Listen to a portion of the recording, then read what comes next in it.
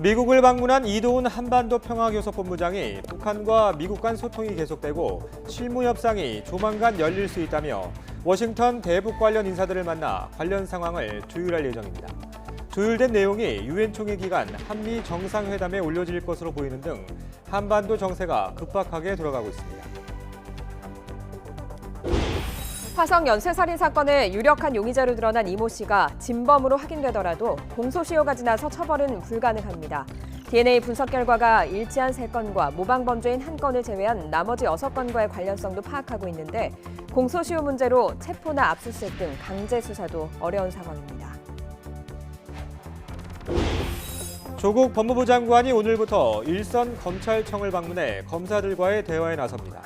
조 장관은 첫 일정으로 오늘 의정부지검을 방문하고 다음 달에도 일선 검찰청 여러 곳을 찾아 검사와 직원, 국민 제안 의견을 들을 예정입니다.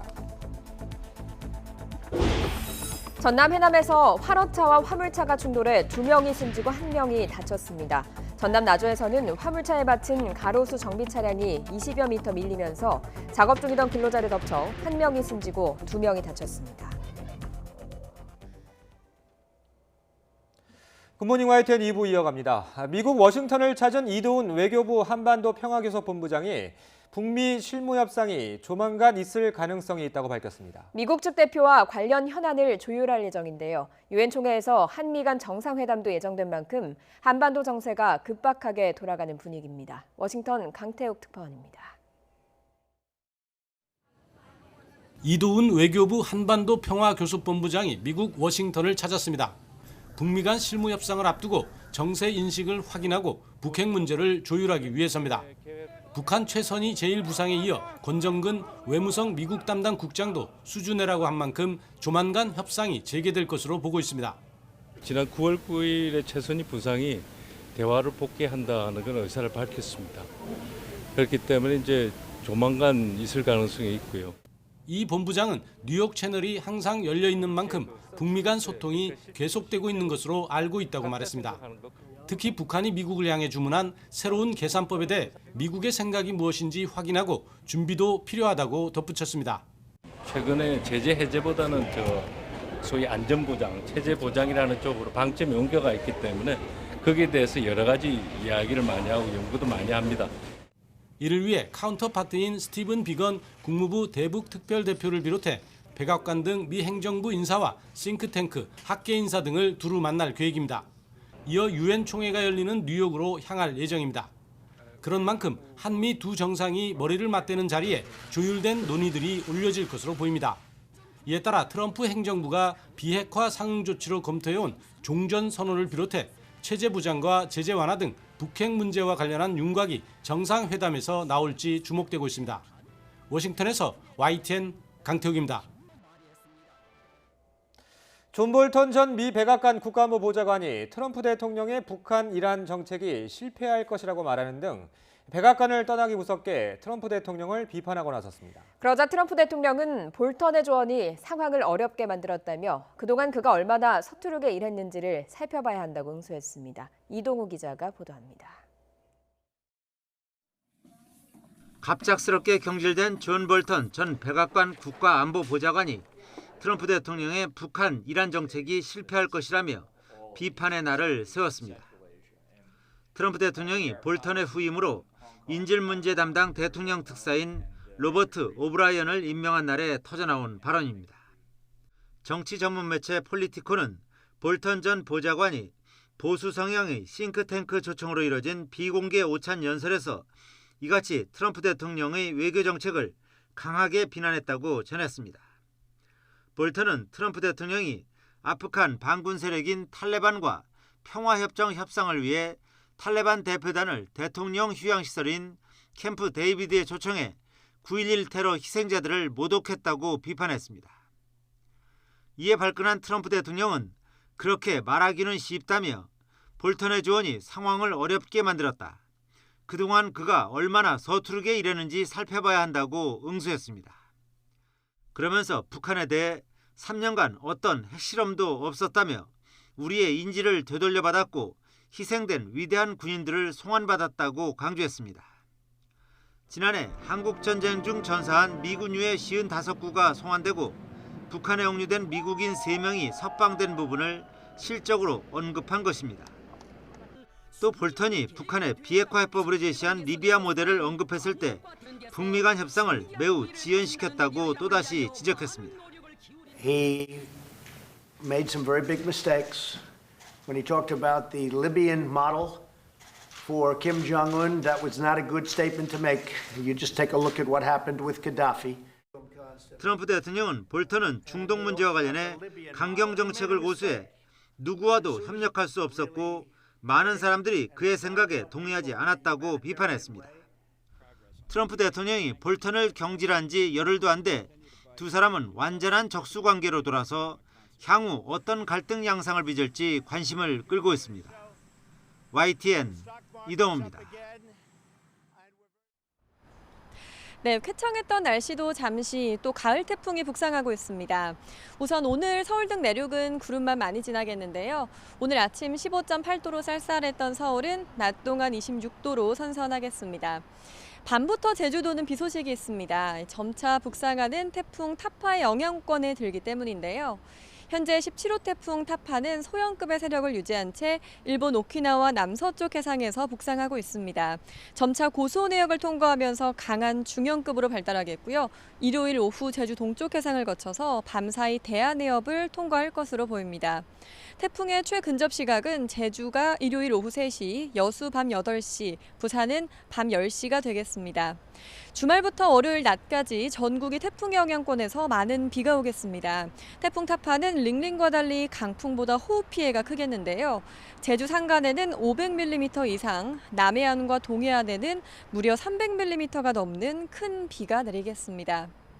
해안가에는 초속 30에서 40m의 돌풍이 몰아치겠고요. 또 남해와 동해상에는 물결이 최고 9m까지 높게 일겠습니다. 저지대 침수 피해와 시설물 피해가 발생하지 않도록 대비를 철저히 해주시기 바랍니다. 지금까지 상암동 야외 스튜디오에서 YTN 박현실입니다.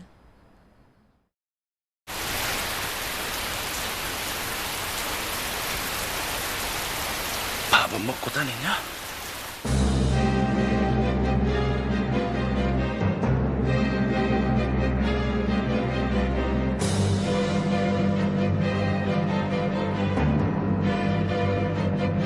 세 건의 현장 증거물에서 검출된 DNA와 일치하는 대상자가 있다는 통보를 받고 수사 중에 있습니다.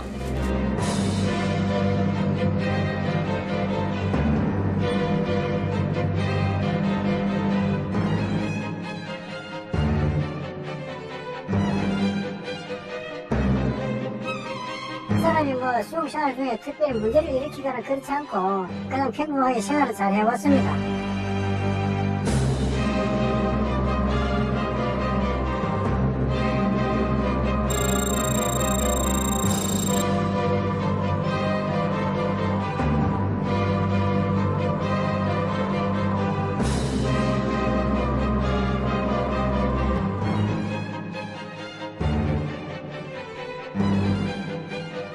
공소시효가 완성되었더라도 역사적 소명의식을 갖고 실체적 진실 규명을 위해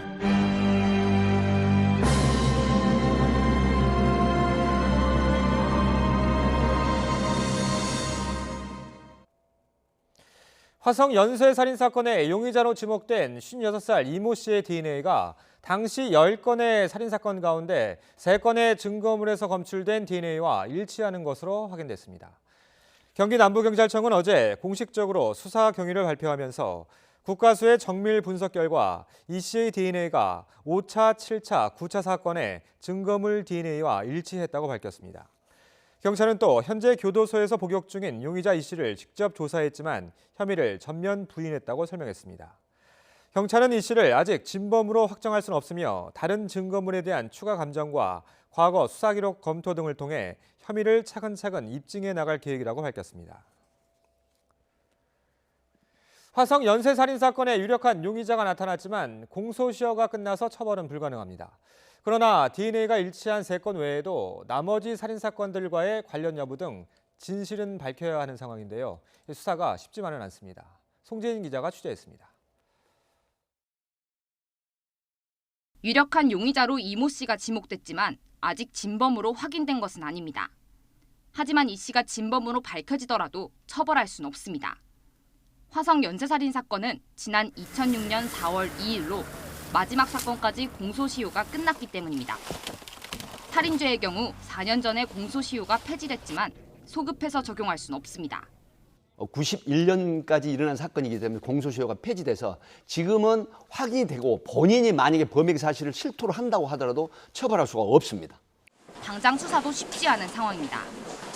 경찰은 일단 DNA 분석 결과가 일치한 3건 외에 모방범죄로 드러난 1건을 제외한 나머지 6건의 살인사건과의 관련성을 파악하는 데 주력하고 있습니다. 하지만 공소시효가 지나서 체포나 압수수색 같은 강제 수사가 어렵습니다. 교도소에 있는 이 씨가 조사 자체를 거부하면 수사 전체가 난항에 빠질 수 있습니다. 이에 따라 경찰은 과거에 확보한 증거물들의 추가 감정에 기대를 걸고 있습니다. 하지만 워낙 오랜 시간이 흘러 이번처럼 결정적인 단서를 확보할 수 있을지 장담하기 어렵습니다. 앞으로 향후 경찰 수사의 과제가 아닌가 생각이 듭니다. 그 57명의 규모로 수사단을 꾸린 것도 지금 확보된 증거를 다시 지금 첨단 기술을 이용해서 분석을 해본다든가. DNA 확인으로 33년 만에 범인의 윤곽을 포착한 경찰이 어떻게 사건을 마무리 지을지 주목됩니다. YTN 송재인입니다. 법무부는 화성 연쇄살인 용의자로 지목된 56살 이모 씨를 부산교도소 내 독고실로 옮겼다고 밝혔습니다. 이 씨는 지난 1995년 10월 부산교도소에 수감됐고 매년 2, 3회 가족이나 지인 등이 면회를 오는 것으로 알려졌습니다. 법무부는 이 씨가 규율 위반 등 특이사항 없이 동료 수용자와 원만한 생활을 유지하고 있고 수용 생활 초기부터 지금까지 작업장에도 나가고 있지만 가석방은 전혀 고려하지 않고 있다고 덧붙였습니다. 더불어민주당 이해찬 대표는 이번 기회에 아동 성폭력 등 반인륜적이고 피해자에게 큰 상처를 주는 범죄에 공소시효 적용 배제를 검토해야 한다고 밝혔습니다. 이 대표는 이종욱 여성가족부 장관과의 접견에서 화성 사건에 의심되는 법인이 밝혀졌는데 안타깝게도 공소시효가 만료됐다면서 이같이 말했습니다.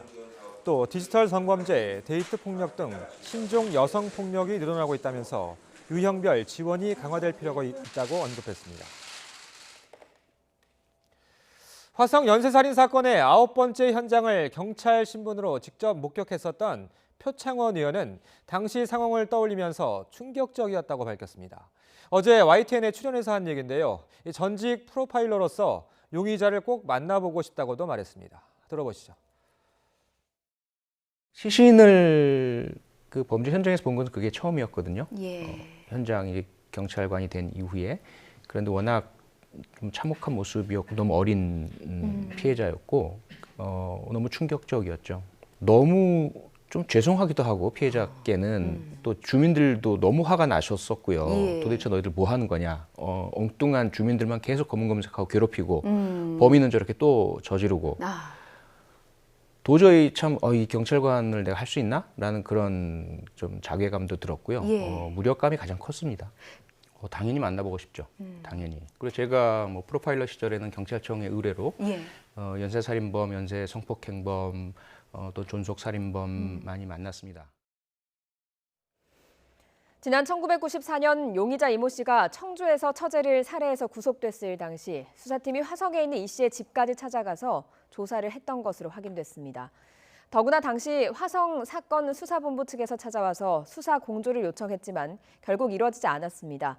일찌감치 사건의 진상을 규명할 수 있었던 결정적인 기회를 날려버린 겁니다. 이승윤 기자입니다. 용의자 이모 씨가 처제를 잔혹하게 살해한 건 지난 1994년.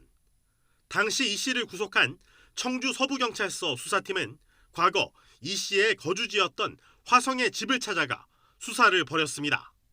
집에 있던 이 씨의 물품을 확보하고 가족들을 상대로 조사하는 동안 화성 연쇄살인 사건 수사본부의 요원들이 찾아왔습니다. 그 당시에 의견들이 한 5m 간격으로 이렇게 서서 안에 후라시들로 지쳐져 있더라고요. 화성 연쇄살인 수사본부는 아닌데? 화성에 사는 20대 남성을 상대로 대대적인 수사를 벌였던 화성 수사본부가 이 씨가 과거 화성에 살았다는 소식을 전해 듣고 직접 방문한 겁니다. 화성수사본부 측은 이 씨의 신병 인도를 포함한 수사 협조를 요청했습니다. 하지만 청주와 화성수사팀 간 공조가 이루어지지 않았고 결국 이 씨의 범행을 규명할 결정적인 기회를 날려버렸습니다. 피신병에 대해서 좀 조사하고 싶다는데 해주냐고요. 그런 취지로 얘기를 했는데 내가 안 갔죠. 이 씨는 화성에서 태어나 연쇄 살인 사건이 이어진 1990년경까지 범행 현장 일대 한복판에 살았던 것으로 전해졌습니다. YTN 취재진이 만난 주민들도 이런 사실을 기억하고 있었습니다. 그때는 걔가 나이가 몇 살 안 됐잖아. 몇 살 안 됐지. 여기가 원래 고향이에요. 얼마나 얌전했는데. 얌전했는데 나도 이제 그 소리 듣고 뭐 뉴스 듣고 깜짝 놀란 거지 뭐. 이해할 수 없는 부실 수사의 여파로 결국 화성 연쇄 살인 사건의 진상은 무려 25년이 지난 지금에서야 서서히 드러나기 시작했습니다. YTN 이승윤입니다. 네, 최악의 미제 사건이자 연쇄 살인 사건, 영원히 미궁에 빠질 뻔한 용의자의 존재가 확인되고 있지만 풀리지 않는 궁금증은 여전합니다. 특히 지난 1994년, 그러니까 25년 전에 이미 용의자를 확인할 기회가 있었다는 내용도 전해드렸는데요. 이용혁 건국대 경찰학과 교수 연결해서 자세한 내용 알아보겠습니다. 교수님 나와 계십니까? 예, 안녕하십니까? 네, 교수님 어제 경찰의 브리핑이 있었지만 여전히 의문점들이 많이 남습니다. 지나고 나서야 보이는 아쉬운 부분들일 수도 있지만 경찰이 용의자를 확인할 기회가 있었군요. 네, 그렇습니다. 바로 그 94년 처제 강간살인 사건 직후인 것 같은데요. 구속을 하면서 지금 이 용의자가 예. 그 시점에서 무엇인가 짐을 옮기려고 했다라고 하는 점을 파악을 했기 때문에 원래 본가인 그 화성 본가의 압수수색이 이루어졌습니다. 예. 그래서 사실 이 상태에서 이춘재가 처음으로 형사하고 조를 할 수가 있었던 상황이 아닌가 이렇게 예상이 되는 것인데요. 예. 그런데 그 당시에 그 화성수사본부 요원 자체가 소식을 듣고 방문했을 때 신병 인도 요청을 했지만 예. 그 청주 서부 경찰서에서는 지금 다루고 있는 처제 사건이 상당히 중요하고 급하기 때문에 필요하면 직접 데려가라. 우리도 상당히 바쁘고 따라서 청주로 내려오든가 아니면 직접 조사를 하도록은 하겠다. 그런데 좀 더 적극적인 공조 수사가 이루어져 있지 않았었기 때문에 그 당시에 그래서 그 이춘재를 조사할 수 있는 기회를 날려버렸다. 상당히 안타까운 점이 아닌가 생각됩니다. 예, 참 아쉬운 부분이긴 합니다. 그렇게 25년이 흘렀습니다. 교수님이 보시기에는 무엇이 가장 문제였을까요? 그러니까 이제 그 시점에서 사실은 특징도 경찰관에 걸려 있고 나름대로 분명히 그 관심이 있긴 했었지만 예. 이 사건 자체를 연계시키는 화성 연쇄살인 사건과 혹시 관련이 있지 않았을까라고 하는 이러한 그 전체를 연결을 짓지 못했던 것이 가장 큰 문제인 것 같고요. 예. 그 경찰이 그 목전에 있는 그 자기 것만 수사를 하려고 하는 그리고 하나의 그 떠밀기의 문화 자체가 좀 문제가 가장 컸던 것이 아닌가 생각되는데 예. 어떤 측면에서는 그 당시 그 초동 수사에서 이 용의자의 혈액형을 B형으로 특정을 해놨는데 지금 청주 처제 살해의 용의자는 혈액형이 O형으로 되어 있다 보니까 아마 그 화성의 수사본부 요원들도 좀 의심은 가지만 혈액형도 다르기 때문에 적극적인 개입을 하지 않았던 것이 아닌가 이런 생각도 들고요. 또 처제라고 하는 이제 그 친족 강간의 그 면식 관계에 의한 사건이다 보니까 그 화성 연쇄 살인 사건하고는 결을 달리했던 것은 아닌가라고 판단을 잘못한 것 같은데 큰 틀에서 보게 되면 그 연쇄 살인이라고 하는 전체적인 프레임 안에서 이 사건을 바라보지 않고 단발적으로만 사건을 바라보는 것이 가장 큰 문제가 되었던 것이 아닌가 생각이 되고요. 결국에는 사실 그 화성 연쇄살인 사건도 3차, 4차에 이르러서야 동일인에 의해서 저지러진 연쇄살인이 아니냐 이렇게 생각했기 때문에 일반적으로 이제 경찰 실무에서는 연쇄살인임을 인정하기를 상당히 꺼려했던 그런 문화도 한 문제가 되었던 것은 아닌가 생각됩니다. 예, 결국에는 경찰이 큰 틀에서 보지 못했던 것이 좀 아쉬운 부분으로 남는 부분들인 것 같습니다. 용의자는 지금 밝혀진 사실에 따르면 화성에서 나고 자랐고요. 또 86년에서 91년에 사건이 일어섰을 당시에 화성에 거주했던 것으로 확인이 되지 않았습니까? 경찰이 놓친 부분이 무엇이 있었고 또 당시에 용의자가 이 용의선상에 있었는지는 경찰이 밝힐 수 없다고도 했는데 이 부분에 대해서도 설명을 좀 해주실 수 있을까요? 그 부분이 지금 말씀드린 것과 맥을 같이 하는 것인데요. 더군다나 이 용의자 자체가 본적과 주소지가 모두 화성 태안읍입니다. 예. 그런데도 함께 연쇄살인이라고 하는 사안 자체를 연계시키지 못했던 정보의 공유가 실패됐던 점인 것 같고요. 예. 더군다나 지금 그 관련 문건에 의하면 1990년 4월 달에 강도 예비와 폭력의 혐의로 수원지방법원에서 징역 1년 6월과 집행유예 2년을 선고받았습니다. 예. 그러면 이게 1990년 4월이라고 하면 이미 89년이라든가 이때 사건이 발생했기 때문에 분명히 경찰에서 조사가 이루어져서 이제 재판에 넘어가지 않았겠습니까? 예. 그런데 왜 연계를 시키지 못하고 용의선상에서 빠져 있었느냐? 이 점이 가장 큰 이제 문제인 것 같습니다. 예. 좀 바꿔 얘기하면 프로파일링이라든가 이와 같은 정보를 공유를 하고 사건을 연계시키는 이와 같은 그 관심 자체가 상당히 좀 부족했던, 또 아까 말씀드린 바와 같이 연쇄살인을 인정하려고 하는 이런 문화 자체가 상당히 오히려 부담스럽게 여겨졌던, 그것이 가장 큰 문제가 되었던 것이 아닌가 생각합니다. 예, 경찰도 용의자를 직접 조사를 했습니다. 혐의를 전면 부인했다고 전해지는데요. 끝까지 부인할 가능성도 있을 텐데 경찰 수사가 어떤 식으로 진행되겠습니까? 당연히 자백을 하지 않으리라고 생각됩니다. 왜냐하면 일반적인 범죄자도 사실은 구체적인 증거가 똑 떨어지지 않는 한 부인을 하게 되는데, 이번 사건 같은 경우는 본인도 공소시효가 이미 지났다고 하는 사실을 다 알고 있기 때문에 굳이 자백을 할 이유도 없다고 생각할 공산이 크고요. 더군다나 특별한 동기부여가 되지 않죠. 현재 이미 무기징역을 살고 있기 때문에 무엇인가 당근이 있어야 되는데 지금 그것도 상당히 없기 때문에 계속적인 부인을 하지 않는가 생각이 드는데, 경찰 수사는 지금 수집된 증거를 첨단 기술을 통해서 다시 재분석을 함과 동시에 심리적인 자극을 할 필요도 있지 않는가 생각됩니다. 이 용의자가 가장 부담스러워하는 점이 무엇인지, 즉 인생 전반에 걸쳐서 마지막 기회를 주는 이런 식의 심리적 접근, 또 교정 당국과 일정한 협의를 해서 무엇인가 보상을 할 수 있는 당근의 관련된 소재 제공 등을 통해서 자백을 이끌어내는 것이 필요하지 않을까 생각합니다. 예, 물론 공소시효가 끝나긴 했지만 수사가 계속 진행이 돼야 될 것 같습니다. 일단 DNA가 틀릴 확률이 국가수는 제로에 가깝다 이렇게 설명을 했는데 혹시 이 DNA만으로 증거가 되기는 어려운 겁니까?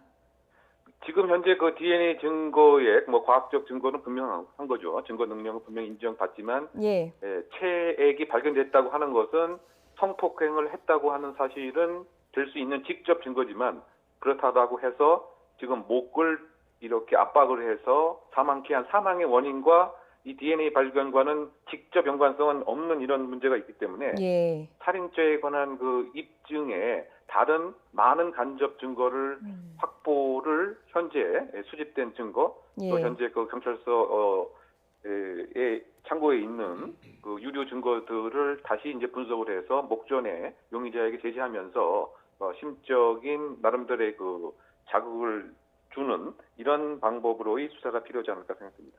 예, 알겠습니다. 교수님 오늘 여기까지 듣도록 하겠습니다. 이웅혁 건국대 경찰학과 교수와 이야기 나눴습니다. 교수님 오늘 감사합니다. 네, 감사합니다. 다음 소식입니다. 조국 법무부 장관의 오촌 조카 조모 씨가 횡령한 돈 가운데 10억 원이 조 장관 부인인 정경심 교수 측에 전달된 정황을 검찰이 확보한 것으로 알려졌습니다. 검찰은 조 장관 가족이 투자한 코링크 PE의 실질적인 운영자로 알려진 조 씨를 수사하는 과정에서 이 같은 정황을 포착한 것으로 전해졌습니다. 앞서 정 교수는 조 씨 부인에게 5억 원을 빌려줬는데 이 돈이 코링크 설립 자금에 사용됐다는 의혹이 제기됐습니다. 검찰은 정 교수가 사실상 친인척을 통해 코링크에 직접 투자하고 이 돈을 돌려받았을 가능성이 있다고 보고 사실관계를 확인하고 있습니다. 조국 법무부 장관의 부인 정경심 동양대 교수가 건강 문제 등을 이유로 학교에 휴직원을 낸 것으로 확인됐습니다. 동양대 관계자는 정 교수가 병원 진단서를 첨부해 휴직 신청서를 제출했다고 밝혔습니다. 정 교수는 딸의 대학원 진학을 위해 재직 중인 학교 총장 명의 표창장을 위조한 혐의로 지난 6일 불구속 기소됐고 사모펀드 투자 관련 의혹 등으로 검찰 소환 조사를 앞두고 있습니다. 서울대와 연세대 그리고 고려대 학생들이 촛불을 들고 조국 법무부 장관의 사퇴를 촉구하며 공동 선언문을 발표했습니다. 대학 전현직 교수들은 청와대 앞에 모여서 시국 선언을 했습니다. 박희재 기자가 취재했습니다. 서울대와 연세대 그리고 고려대 학생들이 촛불 집회를 열고 조국 법무부 장관의 사퇴를 촉구했습니다. 대학 세 곳 모두 총학생회 주도가 아니라 학생들이 자발적으로 촛불을 들었습니다. 졸업한 동문을 포함해 모두 1,000명 정도가 모인 집회에서 학생들은 조 장관의 부정과 위선을 지적했습니다. 지금까지 제기된 수많은 문제들만으로도 이미 장관직에 올라있던 분이 내려오기에도 충분했던 일이었으나 이분은 이 흐름을 역행하여 장관 자리에 올랐습니다. 임명을 강행한 문재인 대통령에 대해서도 비판의 목소리를 냈습니다. 임명권자가 조국 교수를 법무부 장관으로 임명한 것은 이러한 가치의 훼손을 묵인한 것입니다.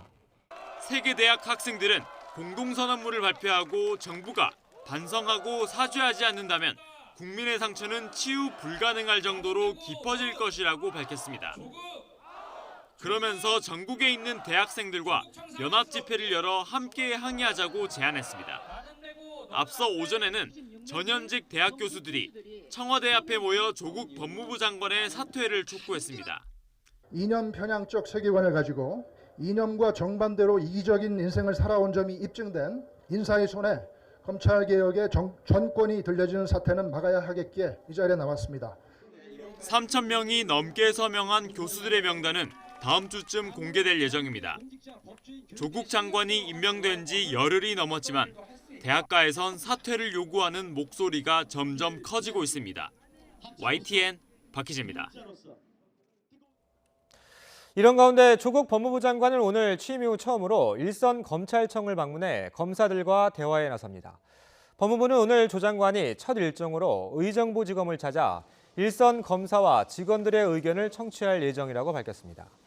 다만 법무부는 언론 취재 등으로 검사나 직원들이 대화에 나서지 않거나 진행이 원활하지 않을 것을 우려해 이번 일정을 비공개로 결정했습니다.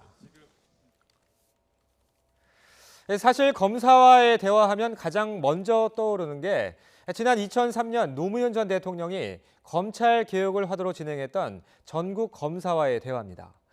이쯤 가면 막 하자는 거죠. 이런 말로 더 기억에 남죠. 오늘 조국 장관은 비공개로 진행하지만 당시에는 언론에 공개돼 큰 파장을 낳기도 했습니다. 다시 한번 들어보시죠.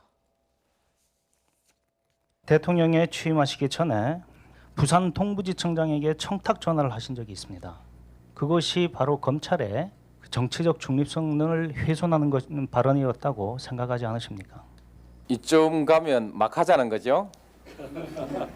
청탁 전화 아니었습니다. 그 검사를 다시 입회시켜서 토론하고자 하자고 하면 또 하지요. 검사들은 노골적으로 개혁에 저항했는데 문재인 대통령은 자신의 저서 운명에서 당시 상황을 이렇게 기억했습니다. 이건 목불인견이었다. 인사불만 외에 검찰 개혁을 준비해와 말한 검사는 없었다. 오죽했으면 검사스럽다는 말까지 나왔을까. 검찰 개혁의 주체는 노무현 대통령, 강금실 장관에서 이제 16년이 지나 문재인 대통령과 조국 장관으로 바뀌었습니다. 자신의 가족이 검찰의 전방위 수사를 받는 상황에서 다시 검찰 개혁을 끌어내야 하는 조국 장관. 오늘 검사와의 대화에서는 어떤 말이 오갈까요? 다음 소식입니다. 아프리카 돼지열병이 발생한 뒤 전국에 내려졌던 일시 이동 중지 명령이 해제됐습니다. 양동 관련 종사자들은 일단 한숨을 돌렸지만 앞으로가 문제라며 불안감을 감추지 못했습니다. 이성우 기자가 보도합니다. 양동 관련 차량이 거점 소독소에서 차량 방역을 하고 있습니다. 48시간의 일시 이동 중지 명령이 해제되면서 그동안 움직이지 못했던 양동 관련 차량이 다시 운행을 재개한 겁니다. 차량 방역을 마친 운전자는 이곳 대인 소독실에 들어와 개인 소독을 마친 뒤 소독 필증을 받아가야 합니다. 이 소독 필증이 있어야 도축장이나 공판장 등에 들어갈 수 있습니다. 사료 차량 등도 농가에 들어갈 수 있게 돼 농가도 조금 숨통이 트이고 있습니다. 이동 중지 명령은 해제됐지만 사실상 앞으로가 문제라며 양동 관련 종사자들은 불안감을 감추지 못합니다. 열병 퍼지기 전부터 걱정들은 진짜 많이 했는데 막상 이게 터지고 나니까 이제 진짜 실감이 오는 것 같으면서도 걱정 딴 건 없죠. 걱정이 많으시니까 다들. 일선 양돈 농가들도 언제 돼지열병이 확산할지 몰라 사실상 일상생활을 접은 채 개별 방역에 힘쓰면서 상황 변화에 촉각을 곤두세우고 있습니다. 또 양동산업 관련 모임이나 행사는 모두 취소했고 외부 출입도 최대한 자제하고 있습니다. 충청북도 등 지자체들도 위기 대응 단계가 내려갈 때까지 농림축산식품부가 정한 중점관리지역과 경기지역의 돼지 반입 금지 기간을 연장할 예정입니다. YTN 이성호입니다. 농협이 아프리카 돼지열병 발병으로 어려움을 겪고 있는 국내 돼지 농가에 무이자 자금 등 1,000억 원을 지원합니다. 농협은 또 양동 농가에 생석회 3,000톤과 소독약 12톤을 지원하고 방역 차량과 드론, 광역 살포기 등 방역 장비를 지원하기로 했습니다. 농가에는 우대금리 적용과 함께 이자 납입 유예, 만기 연장, 카드 결제 2월 같은 금융 지원도 병행하기로 했습니다.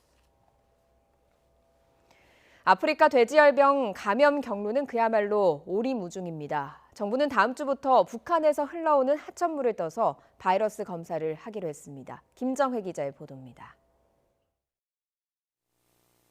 북한과 우리 하천물이 합쳐지는 곳은 세 곳, 임진강, 한탄강, 한강 등입니다. 이 세 곳의 물을 떠서 아프리카 돼지열병 바이러스가 있는지 확인하는 작업이 시작됩니다. 파주와 연천 등 발생농가 주변 소하천물은 이미 검사에 들어갔습니다. 감염 경로를 확인하기 위한 조치입니다. 지금까지 조사 결과 두 농장 모두 잔반 급여나 발병국 방문, 야생 멧돼지 침입 등 원인으로 추정할 만한 게 나오지 않았습니다. 북한과 접경 지역에 있다는 공통점만 확인됐습니다. 북한은 지난 5월 아프리카 돼지열병이 발생했습니다. 때문에 환경부는 북한 유입 가능성을 무시할 수 없다고 봅니다. 일부 전문가들 사이에선 특히 지난 태풍 때 떠내려온 멧돼지 사체나 물건에서 바이러스가 유입된 게 아니냐는 지적도 나오고 있습니다. 떠내려온 것들로 주변 환경이 오염되고 그 오염 물질이 농장으로 들어갔을 거라는 겁니다. 하천수 검사는 바이러스 검출률이 비교적 낮지만 바이러스 존재 여부는 확인할 수 있습니다. 이런 가운데 신도시 인근인 파주 농장과 달리 연천 농장 주변은 야생 멧돼지가 살기에 적합한 환경으로 확인됐습니다. 환경부는 틀을 놓아 멧돼지를 포획한 뒤 감염 여부를 검사하기로 했습니다.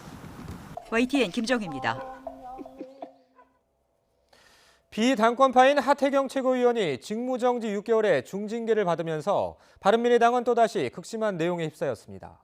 비당권파는 손학규 대표를 향해 치졸하고 비열한 작태라며 사퇴를 거듭 촉구했지만 당권파는 갈라서는 수순이 시작됐다는 입장입니다. 우철희 기자가 보도합니다. 하태경 최고위원에게 직무정지 6개월의 징계가 내려진 뒤 처음 열린 바른미래당의 공식 회의에서는 비당권파의 성토가 쏟아졌습니다.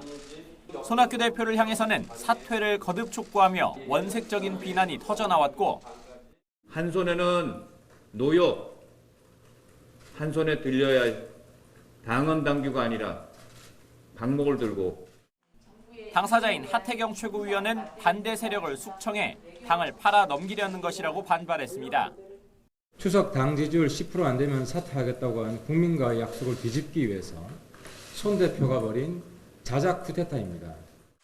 이후 오신환 원내대표 주도로 긴급 의원총회가 소집됐는데 손학규 대표를 비롯한 당권파 의원들은 전원 불참했습니다. 비당권파는 부당한 징계라며 철회를 요구했습니다. 이것이야말로 독재가 아니면 무엇이겠습니까? 정치를 이렇게 추하게 할지 몰랐습니다. 하지만 당권파는 꿈쩍도 않는 모습입니다.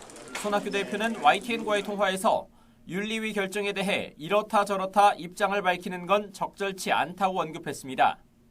당권파 측 관계자도 서로 갈라서는 시발점이라며 비당권파에게 남은 건 탈당뿐이라고 밝혔습니다. 동시에 민주평화당에서 탈당한 대한정치연대 세력 등을 끌어들여 야권 재편을 가속화해야 한다는 의견도 나오고 있습니다.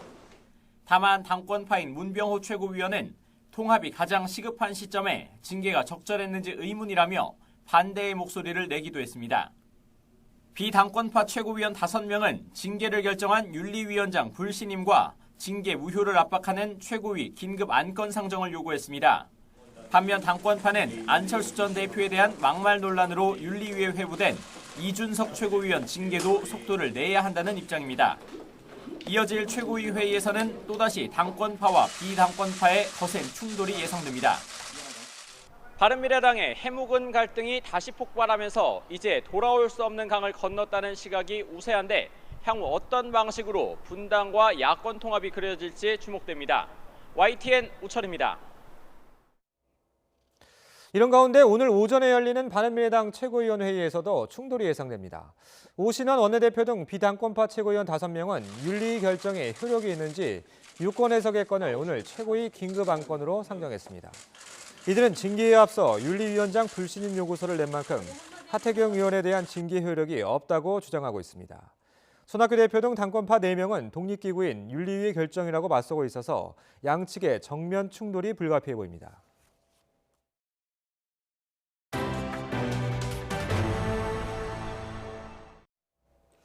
전남 해남에서 화로차와 화물차가 충돌해 2명이 숨지고 1명이 다쳤습니다. 전남 나주에서는 화물차에 들이받친 가로수 정비 차량이 앞으로 밀려나가면서 작업 중이던 근로자 1명이 참변을 당했습니다. 사건 사고 소식 최재민 기자가 종합했습니다. 1톤 화물차 운전석 쪽이 심하게 부서졌고 2.5톤 화로차는 3m 아래 하천으로 추락했습니다. 1톤 화물차가 농로에서 빠져나와 도로로 진입하다가 난 사고입니다. 이 사고로 1톤 화물차를 몰던 50대 남성과 화로차 조수석에 타고 있던 30대 남성이 숨졌고 화로차 운전자도 크게 다쳤습니다. 비슷한 시간 전남 나주에서는 5톤 화물차가 갓길에 정차된 나주시청 소속 2.5톤 화물차를 들이받았습니다. 충돌 직후 2.5톤 화물차가 25m가량 앞으로 밀리면서 가로수 정비 작업을 하던 근로자 3명을 덮쳐 60대 남성이 숨지고 2명이 다쳤습니다. 1톤 화물차가 넘어져 있고 택시는 운전석 쪽이 부서졌습니다. 서울 종로구 교철하에서 2 차량이 부딪히면서 난 사고입니다. 이 사고로 택시 운전자가 다쳐 병원으로 옮겨졌습니다. 전북 부안에서는 SUV 승용차가 중앙 분리대를 들이받고 멈춰섰습니다. 이 사고로 50대 운전자가 다쳐 병원으로 옮겨졌지만 생명에는 지장이 없는 것으로 알려졌습니다. 강원도 춘천에서는 아파트 3층에서 정기적 요인으로 추정되는 불이 났습니다. 이 불로 이웃집에 사는 70대 노인이 연기를 마셔 병원으로 옮겨졌고 주민 9명이 대피했습니다. YTN 최재민입니다. 현대자동차가 미국 의회 소아암 의원 모임과 함께 현지 시각 19일 오전 미국 워싱턴 하원 의원회관에서 21년째를 맞는 소아암 퇴치를 위한 호프 온 휠스 바퀴에 희망을 싣고 행사를 개최했습니다. 미국 하원 의원 73명으로 구성된 소아암 의원 모임은 소아암 계몽의 달인 9월에 연례 행사를 열고 있으며 현대자동차와 딜러들은 지난 1998년 첫 해부터 소아암을 근절시키기 위한 싸움에 동참해왔습니다. 올봄 대형 산불이 났던 강원도 고성 지역에서 나무 심기 행사가 열렸습니다. 산림 복구에만 앞으로 3년 정도가 걸릴 것으로 보입니다. 송세혁 기자가 보도합니다. 지난 4월 강원도 산불, 여의도 면적의 10배에 이르는 산림이 탔습니다. 5달이 지났지만 산불 피해지엔 그때의 상처가 고스란히 남아 있습니다. 불탄 나무를 베어낸 산은 이렇게 황량한 민둥산으로 변했습니다. 검게 그을린 채 서 있는 나무들도 서서히 말라 죽어가고 있습니다.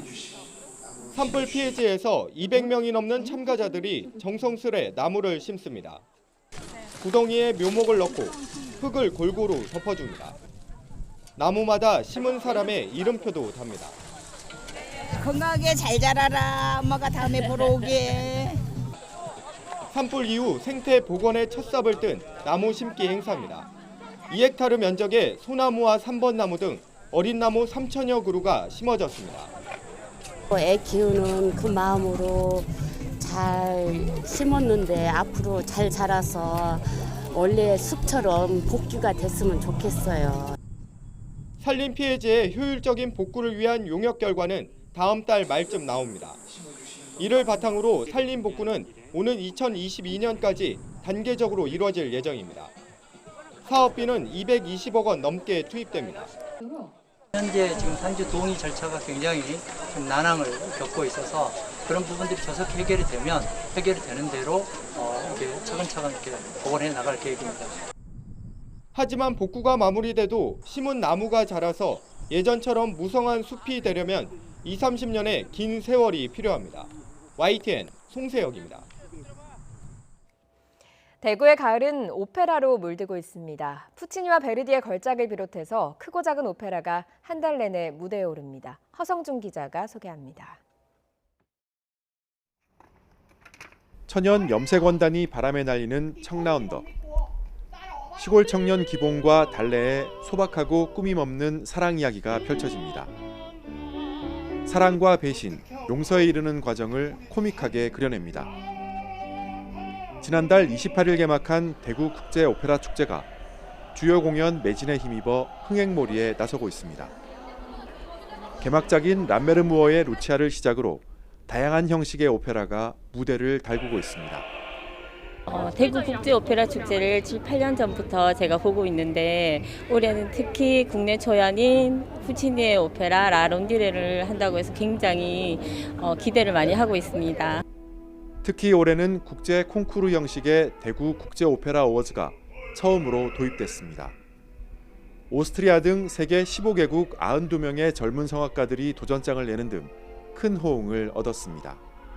아시아에서 처음으로 이제 이루어지는 오페라 콩쿠르이기도 하고 전 세계 극장들과 축제 관계자들이 함께 만드는 이 콩쿠르이기 때문에 더 기대가 높고요. 축제 기간 내내 광장 오페라 등 무료 공연과 함께 저명한 평론가와 작품을 미리 공부하는 오페라 오디세이도 이어집니다. YTN 허성준입니다. 일교차 큰 날씨가 이어지면서 가을이 깊어가고 있습니다. 오늘 아침 서울 기온은 15도 선으로 어제보다 기온이 조금 높지만 여전히 쌀쌀한 날씨를 보이고 있는데요. 낮에는 10도가량 기온이 오르겠습니다. 서울은 26도까지 올라서 활동량이 많은 분들은 좀 덥게도 느껴지겠고요. 대구는 24도까지 올라서 선선하겠습니다.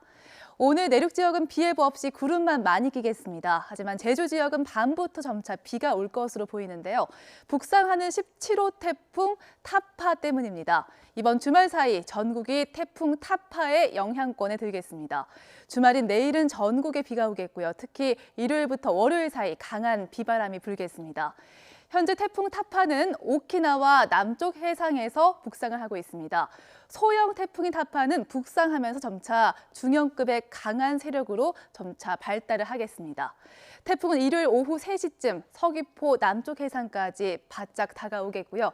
일요일 밤 사이에 대한 해협을 통과해서 동해로 이동하겠습니다. 이번 태풍은 지난 태풍 링링과 달리 비가 강하겠습니다. 제주 산간 지역에 500mm 이상, 또 동해안과 남해안 쪽으로 300mm 이상의 많은 물폭탄이 쏟아지겠습니다. 해안가에는 초속 30에서 40m의 강한 바람도 동반되겠습니다. 침수와 시설물 피해 없도록 철저하게 대비하셔야겠습니다. 날씨 정보였습니다. 금요일 굿모닝 YTN 여기서 마치겠습니다. 다음 주에 뵙겠습니다. 고맙습니다.